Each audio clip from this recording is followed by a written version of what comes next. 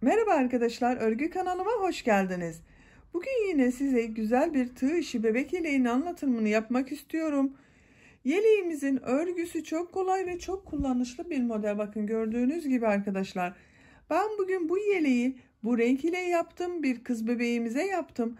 Ama siz isterseniz farklı renkler ile örerek erkek bebekleriniz için de aynı modeli yapabilirsiniz. Yeleğin örgüsüne tek parça olarak bakın bu uçtan zincir yaparak başlıyoruz. Yapacak olduğunuz bebeğin büyüklüğüne göre bu zincir sayısı daha az veya daha çok olacaktır. Ben bugün bu yeleğin anlatımını 1 yaş ölçüyle anlatıyorum. Siz daha küçük bebek için yapacaksanız başlangıç zincir sayısını benim yaptığımdan daha az sayıda yapabilirsiniz. Bu yuvarlak görüntüleri elde edebilmek için zincir sayısını az başlıyorum. Birkaç sıra arttırmalar yapıyorum.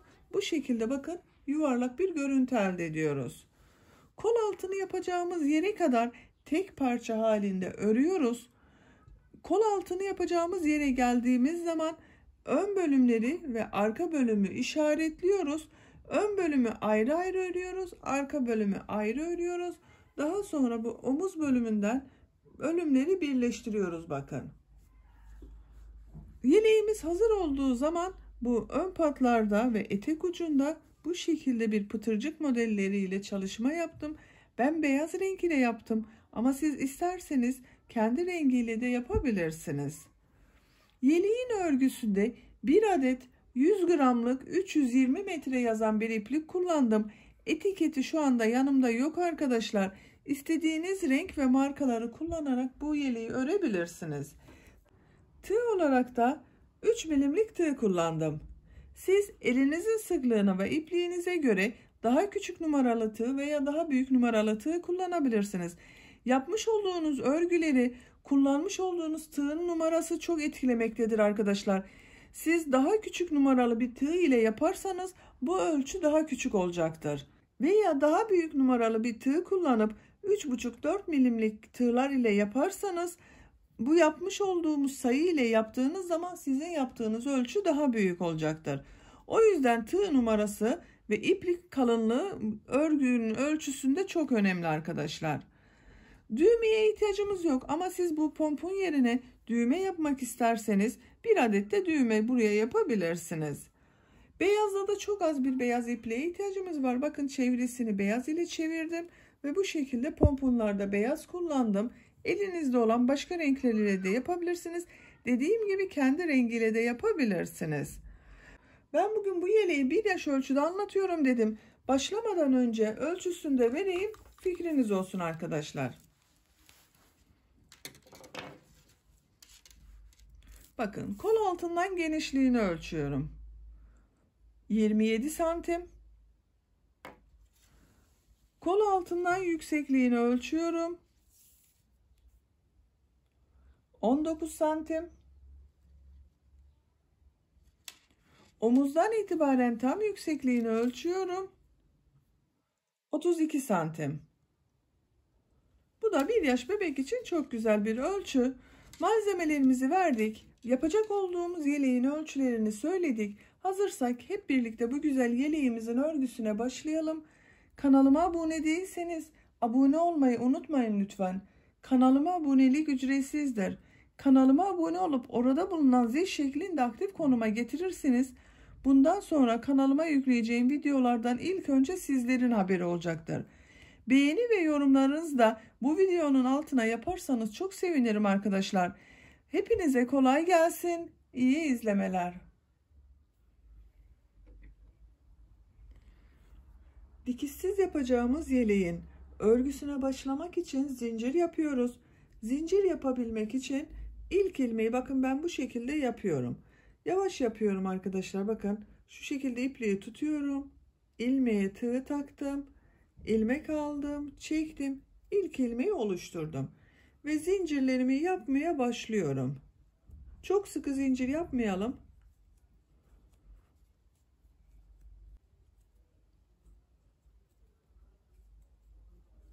...93 zincir yaptım ben. Benim yapacağım ölçü için bu 93 zincir yeterli. Bu 93 zincirin kaç santim olduğunu ölçüyorum. Başlangıç ilmeğini bakın sıfırın üzerine tutuyorum. Zinciri çektirmeden ölçüyorum. Düzelterek ölçtüğüm zaman 46 santim bakın zincir uzunluğu var.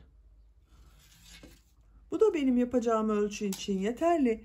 Sizin yapmış olduğunuz 93 zincir 46 santim gelmediyse, eliniz çok sıkıysa 46-45 santim olasıya kadar zincirlerinizi yapın. Şimdi bu ilk sırada model yerleştirmesini yapacağız. Modelimizi bir trabzan bir sık iğne, bir trabzan bir sık iğne şeklinde yapıyoruz. İlk sırada ilk ilmeği atlıyorum. İkinci ilmek üzerine sık iğne yapıyorum. İpliği tığın üzerine alıyorum. Diğer ilmek üzerine trabzan yapıyorum. Sık iğne yapıyorum.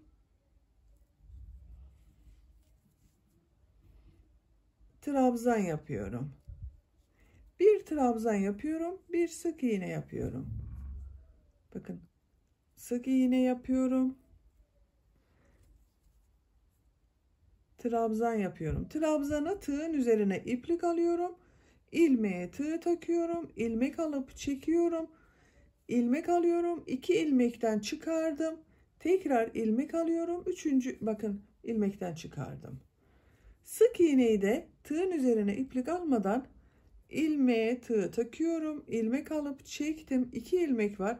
İlmek alıyorum. İçerisinden çekiyorum. Bu da sık iğnedir. Bir trabzan bir sık iğne yapıyoruz.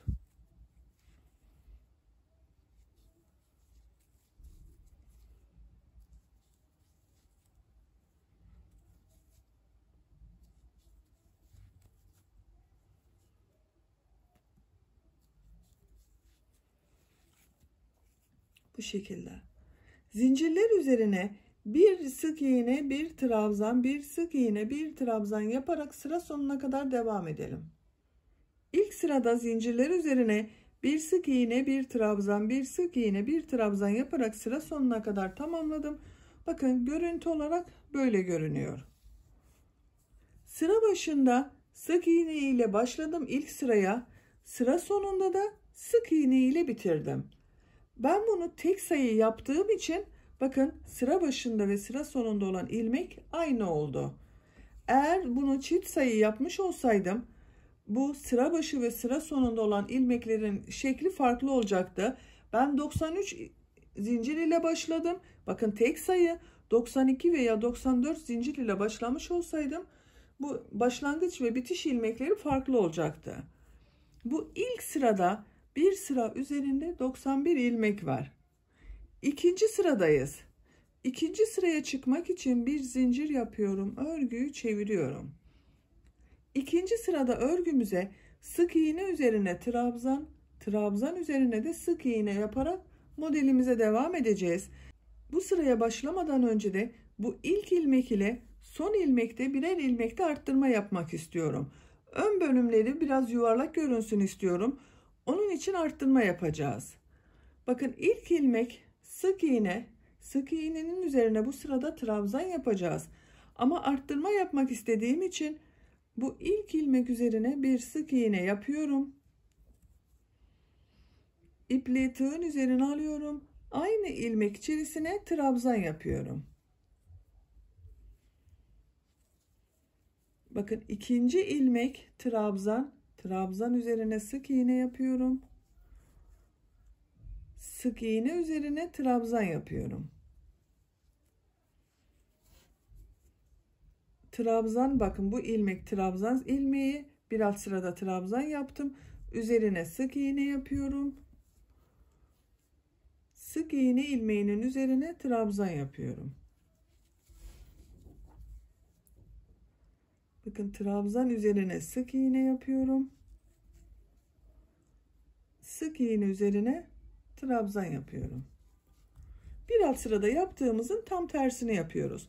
Trabzan üzerine sık iğne yapıyoruz. Sık iğnenin üzerine trabzan yapıyoruz. Sıra sonuna kadar devam edelim.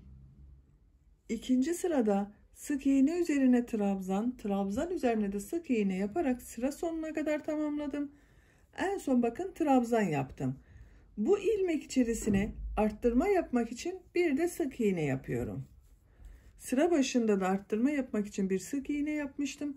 Sıra sonunda da arttırma için sık iğne yaptım. İkinci sırada bakın bu sıra üzerinde 93 ilmek oldu. Sıra başında ve sıra sonunda bir ilmek arttırması yaptım. Toplam 93 ilmek oldu bir sırada. Üçüncü sıradayız. Bir zincir yapıyorum, örgüyü çeviriyorum. Bu sırada tekrar arttırmalar yapacağız. Bu ilk ilmek bakın sık iğne, trabzan yapmam gerekiyor. Ama arttırma yapmak için bu ilk ilmek üzerine bir sık iğne yapıyorum. Aynı ilmeğe trabzan yapıyorum. Trabzanın üzerine sık iğne yapıyorum. Sık iğnenin üzerine trabzan yapıyorum. Aynı şekilde devam ediyoruz. Bakın trabzan üzerine sık iğne yapıyorum. Sık iğnenin üzerine trabzan yapıyorum. Trabzanın üzerine sık iğne yapıyorum. Bakın burası yuvarlak oluyor arkadaşlar. Arttırma yaptığımız için yuvarlak bir görüntü elde ediyoruz. Sıra sonuna kadar devam edelim. Bu sırada yine sık iğne üzerine trabzan, trabzan üzerine sık iğne yaparak sıra sonuna kadar tamamladım. En son ilmeğe bakın trabzan yaptım. Arttırma yapmak için aynı ilmeğe bir de sık iğne yapıyorum. Sıra başında da ilk ilmeğe bir sık iğne bir trabzan yapmıştım bakın. Üçüncü sırayı tamamladık. Bu sıra üzerinde toplam 95 ilmek oldu arkadaşlar. Bakın modelimiz de kendisini göstermeye başladı. Kabarık kabarık görüntüler oluşuyor.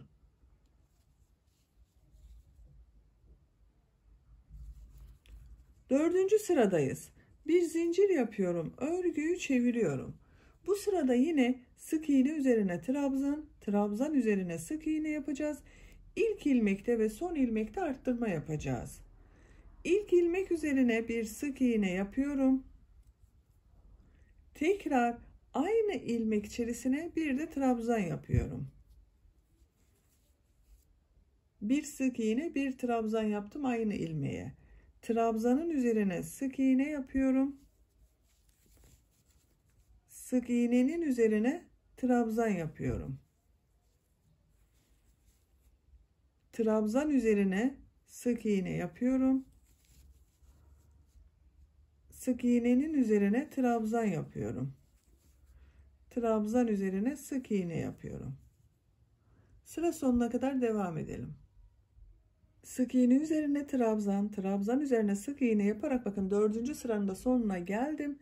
En son ilmek trabzan, arttırma yapmak için aynı ilmeğe bir de sık iğne yapıyorum. Dördüncü sırada bakın bu sıra üzerinde toplam 97 ilmek oldu arkadaşlar. Sıra başında bir arttırma yaptım, sıra sonunda bir arttırma yaptım. Beşinci sıradayız. Bir zincir yapıyorum, örgüyü çeviriyorum. Bu sırada yine sıra başında ve sıra sonunda birer ilmek arttırma yapacağız. Trabzan üzerine sık iğne, sık iğne üzerine de trabzan yapacağız. İlk ilmek üzerine bir sık iğne yapıyorum. İpliği tığın üzerine alıyorum. Aynı ilmeğe bir de trabzan yapıyorum. Başlangıçta ve sıra sonunda yaptığımız sık iğneler arttırma ilmeği. Bakın bu trabzan üzerine sık iğne yapıyorum. Sık iğnenin üzerine trabzan yapıyorum.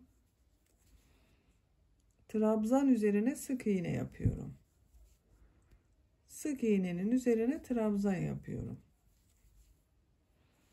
Sıra sonuna kadar devam edelim. 5. sırada da trabzan üzerine sık iğne, sık iğne üzerine trabzan yaparak sıra sonuna kadar tamamladım. Sıra sonunda bir ilmek kaldı bakın. Bir alt sırada sık iğne yaptığım ilmek bu. Bunun üzerine bir trabzan yapıyorum. Arttırma yapmak için aynı ilmeğe sık iğne yapıyorum. Bakın sıra başında da arttırma için sık iğne yaptım. Sıra sonunda da sık iğne yaptım. Bu sıra üzerinde toplam ilmek sayısı 99 oldu. Bu arttırma sayısı benim için yeterli arkadaşlar. Bakın, yeleğimizi şu şekilde ikiye katladığımız zaman genişliğini ölçün. Bu genişliği ölçün. Eğer sizin yapacak olduğunuz bebeğinize iyi geliyorsa arttırmayı burada bırakabilirsiniz. Eğer dar geliyorsa 1-2 sıra daha arttırmalar yapabilirsiniz sıra başında ve sıra sonunda. Bu 99 ilmek ile ben örgüme devam ediyorum. Ama artık arttırma yapmıyorum. Bir zincir yapıyorum, örgüyü çeviriyorum. Bakın, arttırma yapmıyorum. Bu ilk ilmek sık iğne, üzerine trabzan yapıyorum. Trabzanın üzerine sık iğne yapıyorum. Sık iğnenin üzerine trabzan yapıyorum. Trabzan üzerine sık iğne yapıyorum. Sık iğne üzerine trabzan yapıyorum. Sıra sonuna kadar devam edelim. Bu sırada yine trabzan üzerine sık iğne, sık iğne üzerine trabzan yaparak sıra sonuna kadar tamamladım. En son sık iğnenin üzerine trabzan yaptım. Arttırma yapmadım ama bakın, trabzan olarak yaptım, bitirdim. Bu sırada yine 99 ilmek var arkadaşlar. Bir sıra üzerinde 99 ilmek var. Arttırma yapmadık çünkü. Bir zincir yapıyorum, örgüyü çeviriyorum. Bu ilk ilmek trabzan, trabzan üzerine sık iğne yapıyorum. Sık iğnenin üzerine trabzan yapıyorum. Trabzan üzerine sık iğne yapıyorum. Sık iğnenin üzerine trabzan yapıyorum. Trabzanın üzerine sık iğne yapıyorum. Artık bu 99 ilmek ile örgümüze devam edeceğiz. Örgümüz kol altına kadar bu şekilde devam edecek arkadaşlar. Trabzan üzerine sık iğne, sık iğne üzerine trabzan yapacağız.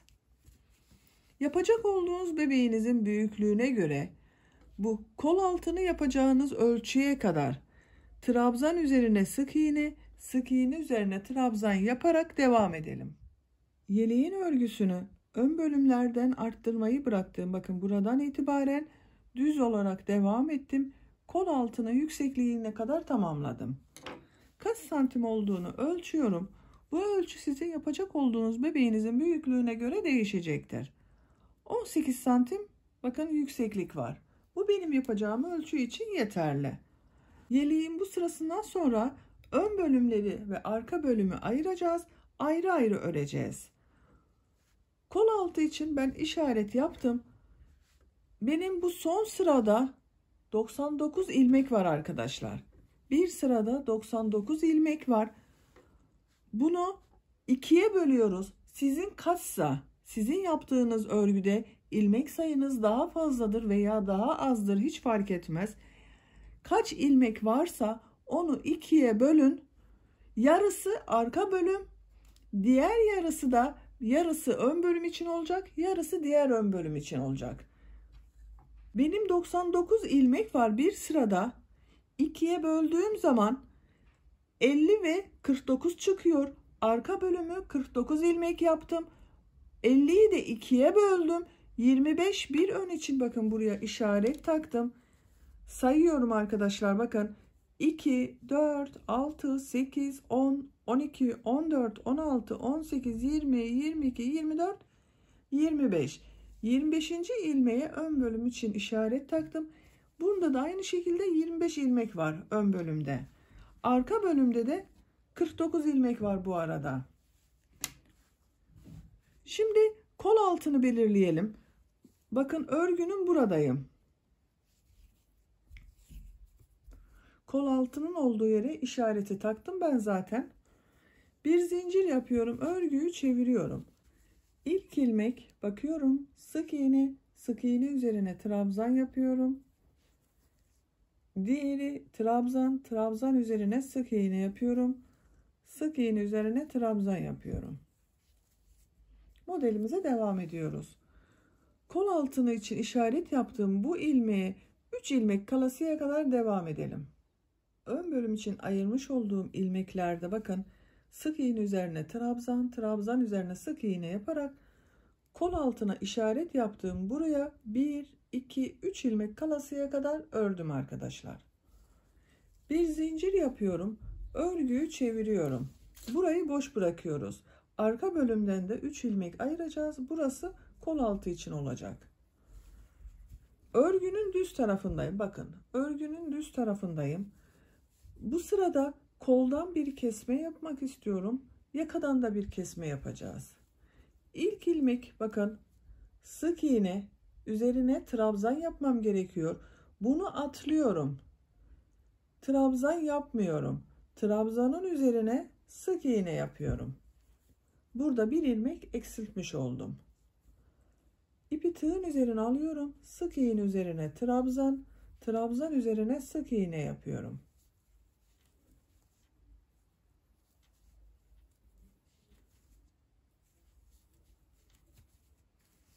Sıra sonunda yakadan da kesme yapacağız 2 ilmeği. 2 ilmek kalasıya kadar devam edelim. Sıra sonunda 2 ilmek kalasıya kadar modellerimi yaptım. Burada kesme yapacağız. Bakın, en son sık iğne yaptım. Bunu trabzan yapıyorum. Trabzan kesmesi yapacağız. 2 ilmeği tek ilmek şekline dönüştüreceğiz. Trabzan yapıyor gibi ilmek aldım. Bir defa çıkardım. İkinciyi bekletiyorum. Tekrar tığın üzerine iplik doluyorum. Son ilmeğe trabzan yapıyor gibi, bakın, tığı taktım. İlmek aldım. 2 ilmekten çektim, çıkardım. Tığın üzerinde 3 ilmek var. İlmek alıyorum. 3'ün içerisinden bir defa da çekiyorum. Burada tek ilmek şekline dönüştürdük, kesme yaptık. Bir zincir yapıyorum, örgüyü çeviriyorum. İlk ilmek üzerine, bakın, trabzan yaptık. Sık iğne yapıyorum. Sık iğnenin üzerine trabzan yapıyorum. Yakadan kesmeleri bir sırada yapacağız, bir sırada yapmayacağız. Bakın, bu gelirken yaptım. Şimdiki sırada kesme yapmıyorum. Trabzan üzerine sık iğne, sık iğne üzerine trabzan yapıyorum. Sıra sonuna kadar devam edelim. Ön bölüm modellerini yaparak kol tarafına kadar tamamladım. En son ilmeğe de trabzan yaptım. Bir zincir yapıyorum, örgüyü çeviriyorum. Bu sıra kesme yapacağımız sıra arkadaşlar. İlk ilmek, bakın, trabzan üzerine sık iğne yapmam gerekiyor. Bunu atlıyorum. İkinci ilmek sık iğne, üzerine trabzan yapıyorum. Bu bir ilmeği atladığım için eksiltme yapmış oluyoruz. İkinci ilmeğe trabzan yapıyorum. Trabzanın üzerine sık iğne yapıyorum. Sık iğnenin üzerine trabzan yapıyorum. Sıra sonunda 2 ilmek kalasıya kadar devam edelim. Sıra sonunda yakadan da kesme yapacağız. Sıra sonunda 2 ilmek kalasıya kadar, bakın, tamamladım. 2 ilmek var. En son trabzan yaptım. Bu 2 ilmeği tek ilmek yapacağız. Sık iğne kesmesi yapıyorum. Sık iğne yapıyor gibi tığ ilmeğe taktım. İlmek aldım, çektim, bekletiyorum. Son ilmeğe, bakın, tığ taktım. İlmek aldım, çektim, bekletiyorum. İlmek alıyorum. 3'ün içerisinden bir defa da çekiyorum. Bakın, burayı tek ilmek şekline dönüştürdük. Bir zincir yapıyorum, örgüyü çeviriyorum. İlk ilmek, bakın, sık iğne, üzerine trabzan yapıyorum. Bu sırada kesme yapmıyoruz. Trabzan üzerine sık iğne yapıyorum.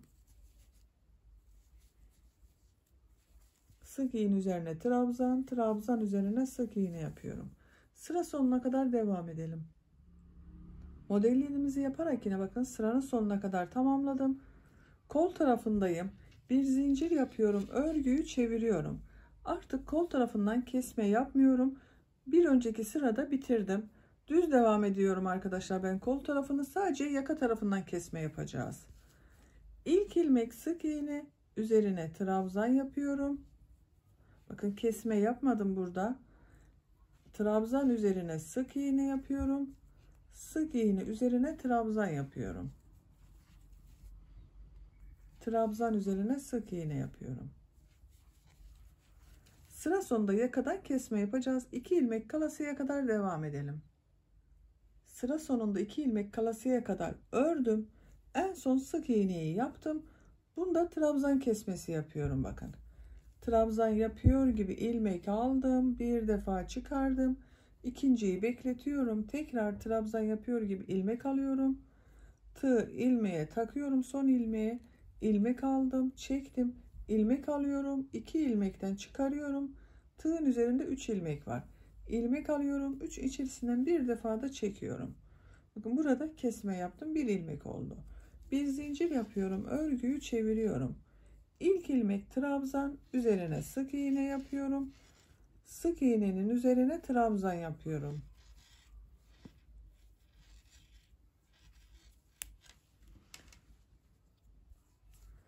Trabzanın üzerine sık iğne yapıyorum. Sık iğne üzerine trabzan yapıyorum. Sıra sonuna kadar devam edelim. Sıra sonuna kadar bakın geldim. Sıra sonunda kesme yapmıyoruz. Bir zincir yapıyorum. Örgüyü çeviriyorum. Kol tarafından kesmeleri bırakmıştım. İlk ilmek sık iğne üzerine trabzan yapıyorum. Trabzan üzerine sık iğne yapıyorum. Sık iğnenin üzerine trabzan yapıyorum.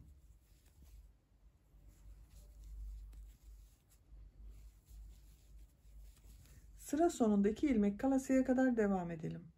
Sıra sonunda 2 ilmek kalasıya kadar bakın ördüm. En son trabzan yaptım. Bu 2 ilmeği sık iğne kesmesi yapıyorum. Bakın sık iğne yapıyor gibi çıkardım.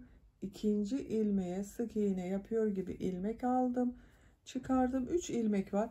İlmek alıyorum. 3'ünün içerisinden bir defa da çekiyorum. Sık iğne kesmesi oldu. Bir zincir yapıyorum. Örgüyü çeviriyorum. İlk ilmek sık iğne, üzerine trabzan yapıyorum. Bu sırada kesme yapmıyoruz. Sık iğnenin üzerine trabzan, trabzan üzerine sık iğne yapıyorum. Sık iğnenin üzerine trabzan, trabzan üzerine sık iğne yapıyorum.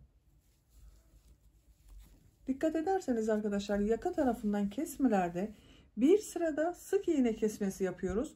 Bir sırada trabzan kesmesi şeklinde denk geliyor. Yaka kesmeleri de bu şekilde devam edecek. Sadece yaka tarafından kesmeler yaparak kol tarafını düz devam edeceğiz. Yaka tarafından kesmeler yaparak bu omuz için tercihinize göre ve bebeğinizin büyüklüğüne ve elinizin sıklığına göre de ilmek sayısı değişecektir. Şu kadar kalması yeterli, göz kararı ben söylüyorum. 10, 11, 12, 13 ilmek, kaç ilmek olursa o kadar kalasıya kadar örgüye devam edelim. Ön bölümü yakadan kesmelerini ben 10 ilmek kalasıya kadar yaptım. Sayıyorum bakın. 1, 2, 3, 4, 5, 6, 7, 8, 9, 10. Son sırada 10 ilmek var arkadaşlar. Kolun kaç model yaptığımda sayıyorum. Bakın buradan itibaren kol kesimi yaptım. 1, 2, 3, 4, 5, 6, 7, 8, 9, 10 kabarık model var. 11. yarım bakın. Santimetre olarak da ölçelim. Bu sıra sayısı sizin elinizin sıklığına ve ipliğinizin kalınlığına göre değişecektir. Ölçtüğüm zaman 12 santim yükseklik var bakın. Omuzunu ölçüyorum. Omuzda kalan payı 6 santimde burada kalan pay var. Bu yükseklik ve sayı benim için yeterli. İpliği burada kesiyorum.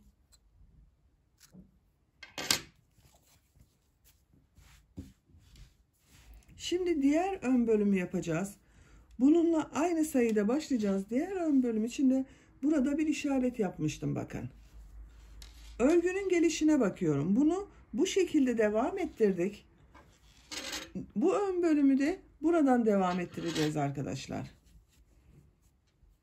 Bu ön bölümü bu işaret yaptığım ilmekten 3 ilmek boş bırakmıştım. Bakın burada da aynı şekilde yapıyorum. Bakın 1, 2, 3 ilmeği bırakıyorum. 4. ilmekten ipliğimi bağlıyorum. Bir defa düğüm atalım.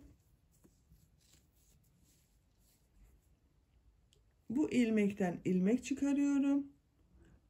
Bir zincir yaptım. Bakıyorum hemen.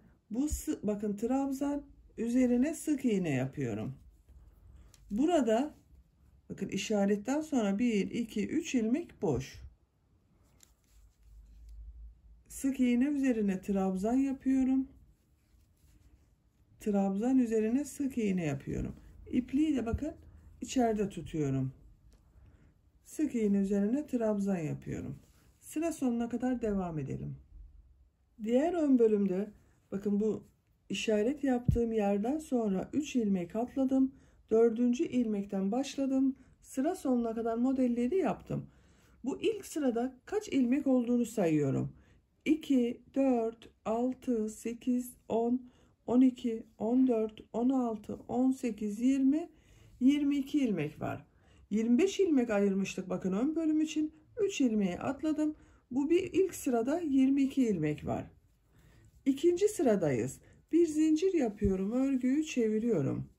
Diğer ön bölümde ikinci sıradan itibaren yakada kesmelere başlamıştım. Kol tarafından da bir kesme yapmıştım.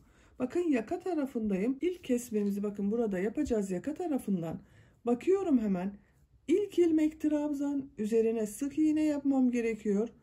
İkinci ilmek sık iğne üzerine trabzan yapacağız.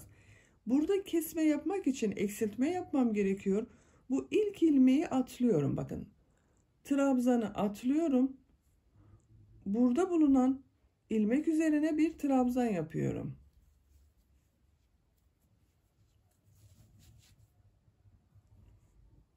Trabzan üzerine sık iğne yapıyorum. Sık iğne üzerine trabzan yapıyorum. Trabzan üzerine sık iğne yapıyorum. Sık iğne üzerine trabzan yapıyorum. Burada bir ilmek atladığımız için bir kesme yaptık. Sıra sonunda 2 ilmek kalasıya kadar devam edelim. Sıra sonunda 2 ilmek kalasıya kadar bakın ön bölümde modelleri yaptım. Burada bir kesme yapacağız. Trabzan yaptım. Buraya sık iğne yapıyorum. Bak sık iğne kesmesi yapıyorum. Tığ taktım. Son ilmeğe tığ taktım. Çıkardım. Burada eksiltme oldu. Bu sırada toplam 20 ilmek var arkadaşlar. Bir zincir yapıyorum. Örgüyü çeviriyorum. 3. sıradayız. Burada kesme yapmıyoruz. Burayı ve yakada kesme yapmadan düz devam ediyorum. İlk ilmek sık iğne üzerine trabzan yapıyorum. Trabzan üzerine sık iğne yapıyorum. Sık iğne üzerine trabzan yapıyorum. Sıra sonuna kadar devam edelim. 3. sırada kesme yapmadan her ilmek üzerine trabzan ve sık iğne yaparak sıra sonuna kadar tamamladım. Bu bir sırada yine 20 ilmek var. Bir zincir yapıyorum. Örgüyü çeviriyorum.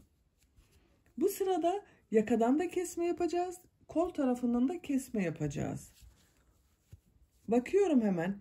İlk ilmek sık iğne. Bunu atlıyorum. Bakın ikinci ilmek trabzan. Trabzanın üzerine sık iğne yapıyorum. Bir ilmek atladım. Burada bir kesme yaptım. Tığın üzerine iplik alıyorum. Sık iğne üzerine trabzan yapıyorum. Trabzan üzerine sık iğne yapıyorum. Sık iğne üzerine trabzan yapıyorum. Sıra sonunda 2 ilmek kalasıya kadar devam edelim. Sıra sonunda 2 ilmek kalasıya kadar bakın sık iğne ve trabzanlar yaptım. 1-2 ilmek kaldı. Burada kesme yapacağız. En son sık iğne yaptım. Bunu trabzan yapıyorum. Bakın trabzan kesmesi yapıyorum. Çıkardım, bekletiyorum. Tekrar tığın üzerine iplik alıyorum. Son ilmeğe tığ taktım. İlmek alıyorum. 2 ilmekten çekiyorum. Tığın üzerinde 3 ilmek var. İlmek alıyorum. 3'ün içerisinden çekiyorum. Kol tarafından bu son kesme. Diğer ön bölümde de bakın kol tarafından 2 kesme yapmıştım. Bu da ikinci kesme oldu. Burayı bitirdik. Artık kol tarafını düz devam edeceğiz. Bir zincir yapıyorum. Örgüyü çeviriyorum. İlk ilmek trabzan üzerine sık iğne yapıyorum. Sık iğnenin üzerine trabzan yapıyorum. Trabzan üzerine sık iğne yapıyorum. Bu bir sırada toplam 18 ilmek var arkadaşlar. Kesme yaptık. Bakın bir yakadan kesme yaptık. Bir kol tarafından 18 ilmek vardı. Bu sırada eksiltme yapmıyoruz. Sıra sonuna kadar devam edelim. Bu sırada kesme yapmadan sık iğne üzerine trabzan, trabzan üzerine sık iğne yaparak sıra sonuna kadar tamamladım. Bu bir sırada toplam yine 18 ilmek var. Bir zincir yapıyorum, örgüyü çeviriyorum. Bakın düz tarafındayız. Bu sırada kesme yapacağız. Burada bu ilk ilmeği atlıyorum. İkinci ilmek sık iğne üzerine trabzan yapıyorum bakın. Bir ilmeği atladık. İkinci ilmek sık iğne üzerine trabzan yaptım. Trabzan üzerine sık iğne yapıyorum. Sık iğne üzerine trabzan yapıyorum. Bu sırada kol tarafından artık kesme yapmayacağız. Sıra sonuna kadar devam edelim. Sıra sonuna kadar geldim. Bu sırada sadece ön bölümde eksiltme yapmak için bir ilmeği atladık. Sıra sonunda bakın eksiltme yapmadım. Son ilmek üzerine trabzan yaptım. Bir sırada toplam 17 ilmek var. Bir zincir yapıyorum. Örgüyü çeviriyorum. İlk ilmek üzerine sık iğne yapıyorum. Bakın trabzan üzerine sık iğne yapıyorum. Sık iğne üzerine trabzan yapıyorum. Trabzan üzerine sık iğne yapıyorum. Sık iğne üzerine trabzan yapıyorum. Bu sırada eksiltme yapmıyoruz. Sıra sonuna kadar devam edelim. Bu sırada bakın eksiltme yapmadan sık iğne üzerine trabzan, trabzan üzerine sık iğne yaptım, tamamladım. Bir sırada hala 17 ilmek var. Bir zincir yapıyorum, örgüyü çeviriyorum. Artık sadece yaka tarafından kesmeler yapacağız, eksiltme yapacağız. Yaka tarafından da bu düz geldiğimiz taraftan kesme yapıyoruz arkadaşlar. Bakın böyle gelirken yaka tarafından kesme yapmıyoruz, eksiltme yapmıyoruz. İpi tığın üzerine alıyorum. Bu ilk ilmeği atlıyorum. Bakın sık iğne olan ilmeği atlıyorum. Burada trabzan var. Trabzan üzerine sık iğne yapıyorum. Burada bir eksiltme yaptık. Sık iğne üzerine trabzan yapıyorum. Trabzan üzerine sık iğne yapıyorum. Sıra sonuna kadar devam edelim. Sıra sonuna kadar tamamladım. En son ilmeği de trabzan yaptım bakın. Bu sırada yine yakadan bir eksiltme yapmak için bir ilmek atladık. Bir sırada toplam 16 ilmek var. Bir zincir yapıyorum, örgüyü çeviriyorum. Trabzan üzerine sık iğne, sık iğne üzerine trabzan, trabzan üzerine sık iğne yapıyorum. Bu sırada bakın burada eksiltme yapmayacağız. Sıra sonuna kadar devam edelim. Bu sırada eksiltme yapmadan sık iğne üzerine trabzan, trabzan üzerine sık iğne yaptım. Bir sırada yine 16 ilmek var. Bir zincir yapıyorum, örgüyü çeviriyorum. Bakın düz tarafından gidiyoruz. Burada yaka tarafından eksiltme yapacağız. İlk ilmeği atlıyorum. İkinci ilmek sık iğne, sık iğnenin üzerine trabzan yapıyorum. Trabzan üzerine sık iğne yapıyorum. Sık iğne üzerine trabzan yapıyorum. Burada yine bir eksiltme yaptık. Bu sırada 15 ilmek olacak. Sıra sonunda eksiltme yapmıyoruz. Düz devam ediyoruz kol tarafına. Artık ön bölümden eksiltmeleri bu şekilde devam edelim. Dikkat ettiyseniz eksiltmeyi sadece bakın bu düz gelirken yapıyoruz. Tersten gelirken eksiltme yapmıyoruz. Şekil olarak bakalım. Yakadan kesmeleri, bu yakayı kesmelerini yaptığımız gibi omuzda kaç ilmek bıraktıysanız bu omuzda da o ilmek kalasıya kadar kesmelere devam edelim, eksiltmelere devam edelim. Ön bölümün örgüsünü tamamlayalım. Bu ön bölümde de burada 10 ilmek kalasıya kadar yakadan kesmelere devam ettim. Bakın sayıyorum. 1, 2, 3, 4, 5, 6, 7, 8, 9, 10. Bununla eşit oldu bakın. Görüntü olarak bakalım. Ön bölümleri bu şekilde bitirmiş olduk arkadaşlar. İpliği burada kesiyorum. Arka bölümü de yapalım. Yeleğimizin örgüsünü bitirelim. Bakın. Şekil olarak böyle. Arka bölümü ne taraftan başlayacağıma bakıyorum. Bakın burası örgünün geliş tarafı değil. Bu şekilde devam ediyoruz. İlk önce bu ön bölümü yapmıştım. Buraya kadar gelip geriye dönmüştüm. Yani buradan başlıyoruz. Bakın örgünün ters tarafı görüntü olarak. Ters tarafından örgüyü devam edeceğiz. Sayıyorum. Ön bölümleri işaretle birlikte 3 ilmek atlayarak ön bölümün örgüsünü başlamıştım. Burada da sayıyorum. 1, 2, 3. Dördüncü ilmeğe ilmek yapıyorum. Şu şekilde bir defa düğüm atalım. Bakın tam ortada işaret vardı. Buradan 3 ilmek, yani bununla birlikte 3 ilmek sonra ön bölüm. Bununla birlikte bakın 1, 2, 3 ilmek sonra arka bölüm. Buradan bir ilmek oluşturuyorum. İlk ilmeğimin ne olacağına bakıyorum. Bakın bu trabzan, trabzanın üzerine bir sık iğne yapıyorum. Sık iğnenin üzerine trabzan yapıyorum. Trabzan üzerine sık iğne yapıyorum. Sık iğne üzerine trabzan yapıyorum. Trabzan üzerine sık iğne yapıyorum. Bu işaretli yere kadar bakın. Buradan bununla birlikte 3 ilmek kalasıya kadar devam edelim.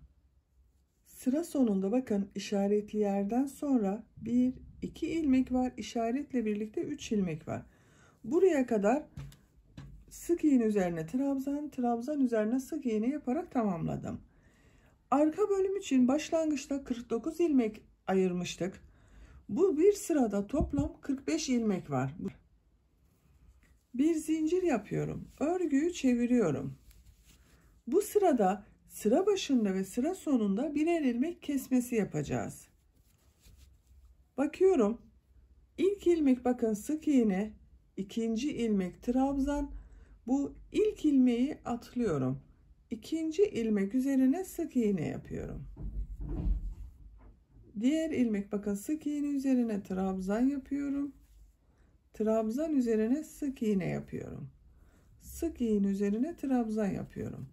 Burada bir ilmek atlayarak bir eksiltme yapmış olduk. Sıra sonunda 2 ilmek kalasıya kadar devam edelim.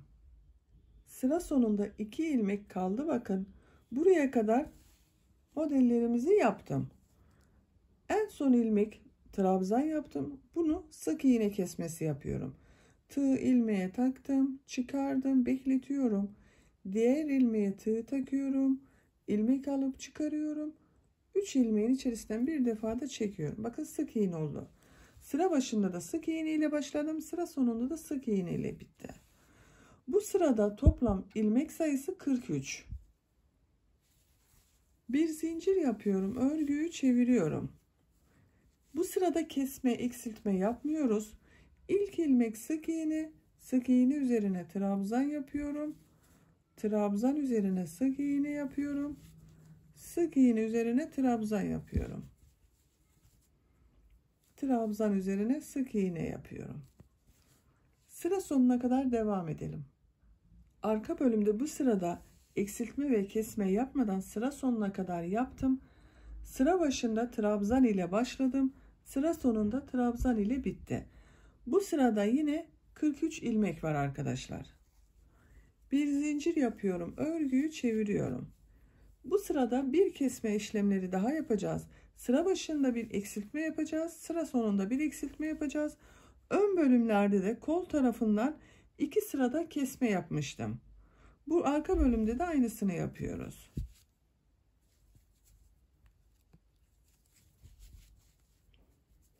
İlk ilmeği atlıyorum. Bakın ilk ilmek trabzan, ikinci ilmek sık iğne. Sık iğnenin üzerine trabzan yapıyorum. Başta bu ilmeği atladım. İkinci ilmeğe trabzan yaptım. Trabzan üzerine sık iğne yapıyorum. Sık iğne üzerine trabzan yapıyorum. Trabzan üzerine sık iğne yapıyorum. Sıra sonunda 2 ilmek kalasıya kadar devam edelim. Sıra sonunda 2 ilmek kaldı bakın. Burada trabzan kesmesi yapıyoruz. Bakın en son ilmeği sık iğne ile bitirdim. Bunu trabzan yapacağız. İlmeği taktım, çıkardım. Bir defa çektim, bekletiyorum. Tekrar tığın üzerine iplik doladım. Son ilmeğe tığ taktım, ilmek aldım. 2 ilmekten çektim, bakın bir çıkardım. 3'ün içerisinden bir defa çekiyorum. Böylece eksiltmeleri yaptık. Bu bir sırada 41 ilmek oldu. Bir sıra üzerinde 41 ilmek var. Bir zincir yapıyorum, örgüyü çeviriyorum. Artık arka bölümlerde bu sıradan sonra eksiltme ve kesme yapmayacağız. Bu ilmek sayısıyla arka bölümün örgüsüne devam edeceğiz. İlk ilmek trabzan üzerine sık iğne yapıyorum. Sık iğne üzerine trabzan yapıyorum. Trabzan üzerine sık iğne yapıyorum. Sıra sonuna kadar devam edelim. Sıra sonuna kadar tamamladım. Sıra başına sık iğne ile başladım. Sıra sonunda yine bakın sık iğne ile bitti. Bu bir sırada 41 ilmek var. Dediğim gibi artık arka bölümün örgüsü bu 41 ilmek ile devam edecek. Bir zincir yapıyorum, örgüyü çeviriyorum. Artık eksiltme ve kesme yapmıyorum. İlk ilmek sık iğne, sık iğne üzerine trabzan yapıyorum. Trabzan üzerine sık iğne yapıyorum. Sık iğne üzerine trabzan yapıyorum. Trabzan üzerine sık iğne yapıyorum. Artık kol taraflarından da kesme, eksiltme yapmadan bu 41 ilmek ile arka bölümün örgüsünü ön bölümleri yaptığımız sıra kadar tamamlayalım. Arka bölümün örgüsünü de aynı ilmek sayısıyla ön bölümün sırası kadar tamamladım arkadaşlar. Bakın ön bölümü 2, 4, 6, 8, 10 modeli tam yaptım. 11. modelin ipliği bu tarafta bitirmiştim. Arka bölümü de bakın buradan 2, 4, 6, 8, 10 modeli tam bitirdim. 11. modeli burada bitirdim. Ön ile arka eşit oldu. İpliği burada kesmiyorum. Görüntü olarak da bakalım. Bakın bu şekilde oldu. Yeleği böyle katlıyorum bakın. Ön bölümler karşılıklı birbirine düzgün gelecek şekilde birleştiriyorum. Yeleğimizin örgüsünü tamamladık. Şimdi ön bölüm ile arka bölümleri birleştireceğiz. Burada bekletmiş olduğum iplik ile omuzlardan birleştiriyoruz. Bakın düzgün tarafı burası. Bu başlangıçtan baktığınız zaman görürsünüz. Bakın yeleğin düzgün tarafı burası. Ters tarafı burası. Şu şekilde örgüyü çeviriyorum. Örgünün ters tarafını çevirdim.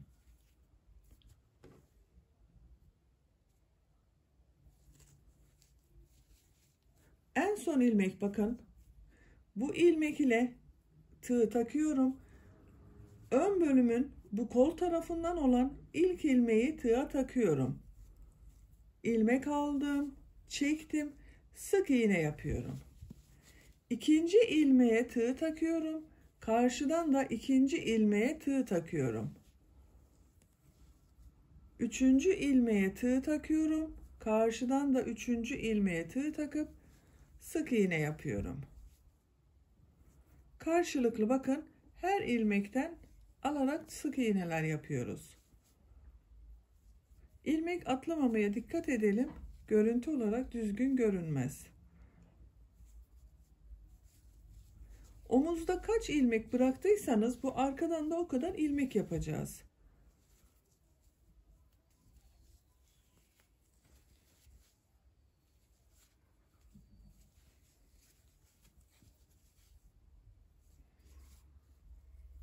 Bakın.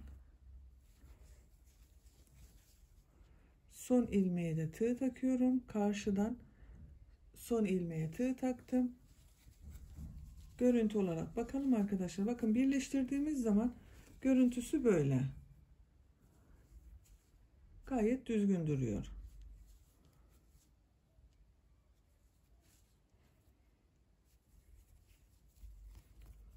İpliği burada kesiyorum.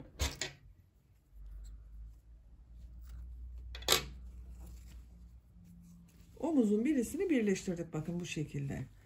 Ön bölüm ile arka bölümü birleştirdik. Diğer omuzu da birleştirelim. Yine örgünün ters tarafından.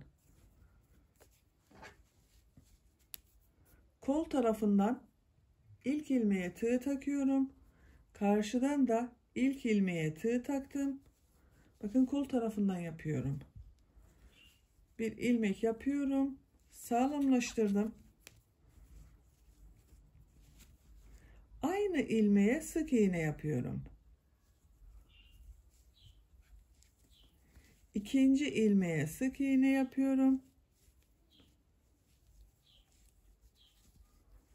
Üçüncü ilmeğe sık iğne yapıyorum. Diğer omuz gibi buraya kadar birleştirelim.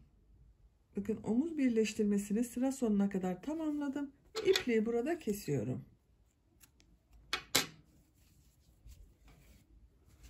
Böylece yeleğimizin örgüsünü, şeklini görelim. Tamamlamış olduk. Bakın arkadaşlar, omuzları da birleştirdik. Her iki omuzun ön ve arka bölümü olarak birleştirdik. Bakın yeleğimiz güzel oluyor. Yeleğimizde son olarak bu ön bölümlerde ve etek ucunda da pıtırcık modelleri yapalım. Örgüsünü tamamlayalım. Ben bugün beyaz renk ile yapıyorum. Siz isterseniz kendi rengiyle de pıtırcık modellerini yapabilirsiniz. Omuzdan başlayalım isterseniz. Bu sefer değişiklik olsun. Hep etek ucundan başlıyorduk. Bu sefer omuzdan başlayalım. Burada bulunan ilmekten bakın beyaz renk ile bir ilmek oluşturuyorum. 1-2 zincir yapıyorum. Aynı ilmek içerisine sık iğne yapıyorum. Pıtırcık modellerini bir sık iğne, 2 zincir, bir sık iğne yaparak elde edeceğiz. Bakın bir ilmek atlıyorum. İkinci ilmek içerisine bir sık iğne, 2 zincir, bir sık iğne yapıyorum. Bir sık iğneyi yaptım. 2 zincir yapıyorum. Aynı ilmek içerisine sık iğne yapıyorum. Bir ilmek atlıyorum. İkinci ilmeğe bir sık iğne, 2 zincir, bir sık iğne yapıyorum. Bu ipliklerin bakın ucunda içeride götürüyorum, kaybediyorum. Bir ilmek atlıyorum. İkinci ilmeğe bir sık iğne, 2 zincir, bir sık iğne yapıyorum.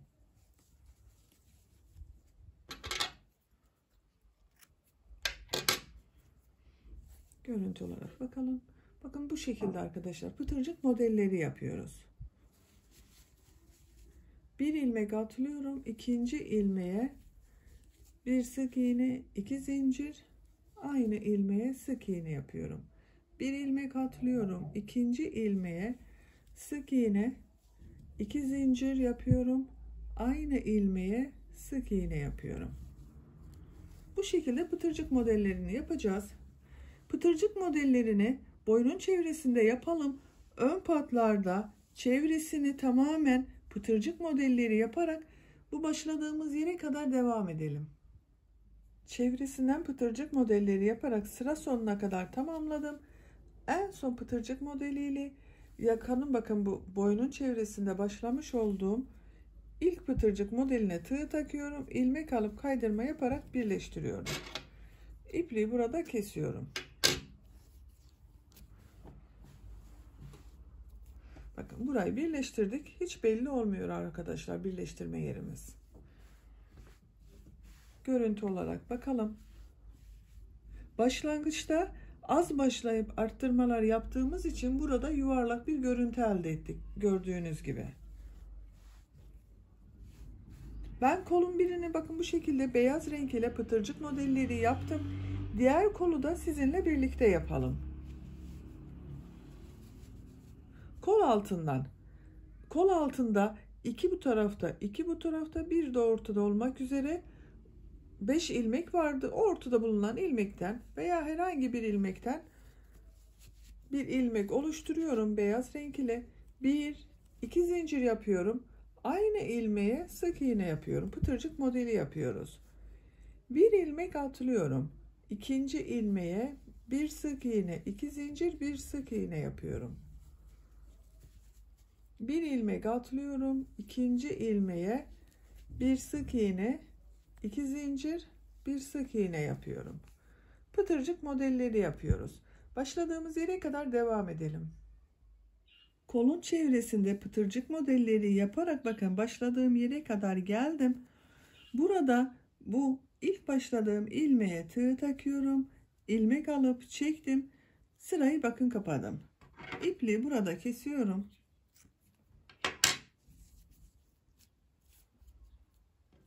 Bakın bu şekilde oldu arkadaşlar. Güzel oldu. Siz bunu kendi rengiyle de yapabilirsiniz.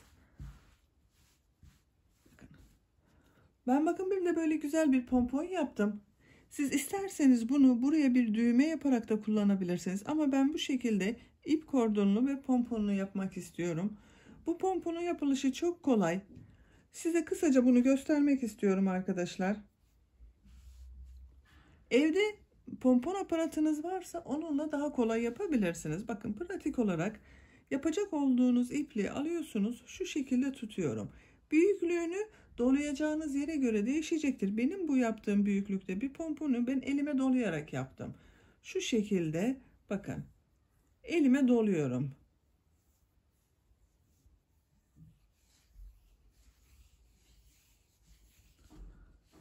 Doladığım yeterli arkadaşlar. Ben 70 defa doladım. Diğer pomponu da 70 defa yapmıştım. Siz sayarak yaparsanız daha iyi olur. İki pomponun eşit olması için. Yoksa birisi büyük birisi küçük pompon olur. İpliği bakın burada çıkarıyorum elimden. Yavaş çıkarıyorum. Ve makasla kesiyorum. Yavaşça yere bırakıyorum. Bunu tam ortadan bağlayacağız arkadaşlar. Bakın şu şekilde tutuyorum. Ortalı olmasına dikkat edelim.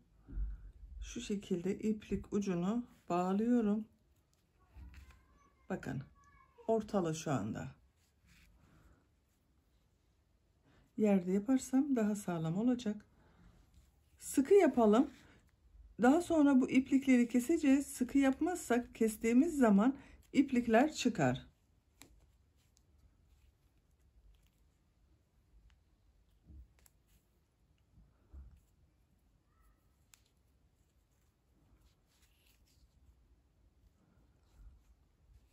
Tamam oldu bakın.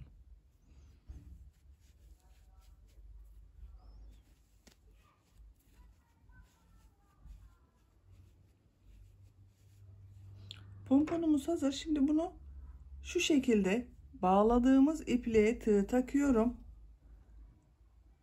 İlmek alıyorum. Buradan bir ilmek oluşturuyorum. Zincir yapacağız. Bakın bu pomponun ucunda bulunan zinciri yapıyoruz. Tercihinize göre istediğiniz kadar zincir yapabilirsiniz.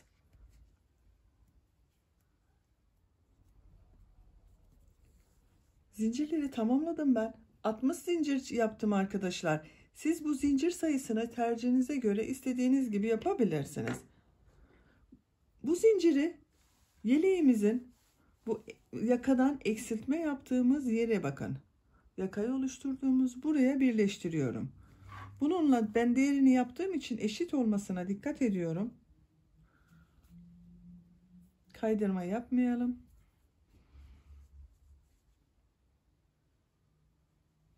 Bakın şuraya. Buraya yaparsam iyi olacak. Tığ takıyorum. İlmek aldım, çektim. Şu şekilde bir defa zincir yaptım, sağlamlaştırdım. İpliği burada kesiyorum. İpliğin ucunda içeriden bakın ters taraftan içeriye çekiyorum.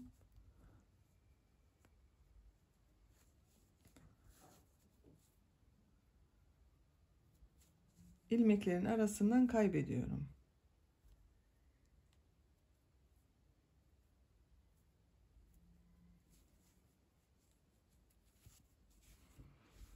Bakın. Dolamış olduğumuz pomponun bu iplerini iki taraftan keseceğiz. Buradan ve buradan keseceğiz arkadaşlar. Onun için biraz büyük bir makasa ihtiyacımız var. Daha güzel kesiliyor. Eğer büyük makasınız yoksa küçük makasla da kesebilirsiniz. Şöyle tutuyorum bakın. katlı yerlere, bakın şu katlı yerleri düzgün gelecek şekilde kesiyorum. Katlı ip kalmamasına dikkat edelim. Bütün ipleri keseceğiz. Diğer tarafı da aynı şekilde katlı tam orta noktadan kesiyorum. Pomponu yaparken altında bir tabak bulundurursanız daha iyi olur. Çünkü çok dökülüyor. Şimdi bunu daha da keseceğiz arkadaşlar. Bakın. Şöyle yapıyorum. Bu biraz büyük gibi görünebilir. Şimdi bunun kenarlarını düzelteceğimiz zaman biraz pomponun boyutu küçük olacak. Bakın şu şekilde. Şeklinde düzelteceğiz. Bakın şöyle fazlalıklarını, fazla gördüklerimi alıyorum. Sizin pompon aparatınız varsa daha düzenli, daha düzgün olacaktır. Ben hepinizde pompon aparatı yoktur diye pratik olanı gösterdim. Sizin pompon aparatınız varsa onunla yaparsanız çok daha iyi olur. Bu fazlalık gördüklerimizi alıyoruz. Bakın düzelttim ben. Bu şekilde düzgün bir pompon oluştu.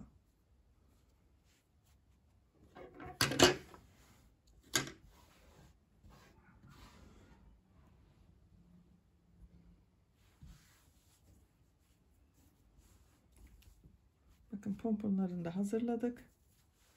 Artık yeleğimiz giyilmeye hazır.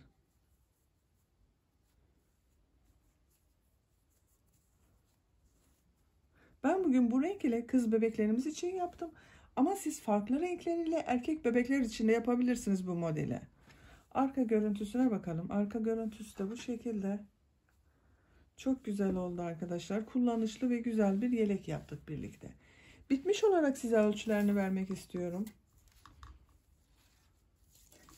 Kol altının buradan genişliğini ölçüyorum. 27 santim.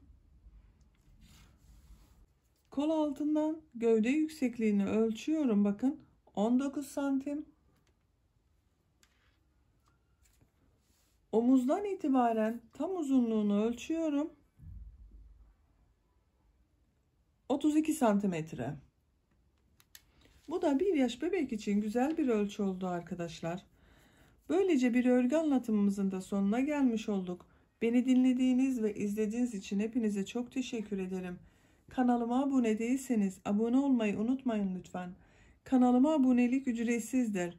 Kanalıma abone olup orada bulunan zil şeklinde aktif konuma getirirseniz bundan sonra kanalıma yükleyeceğim videolardan ilk önce sizlerin haberi olacaktır.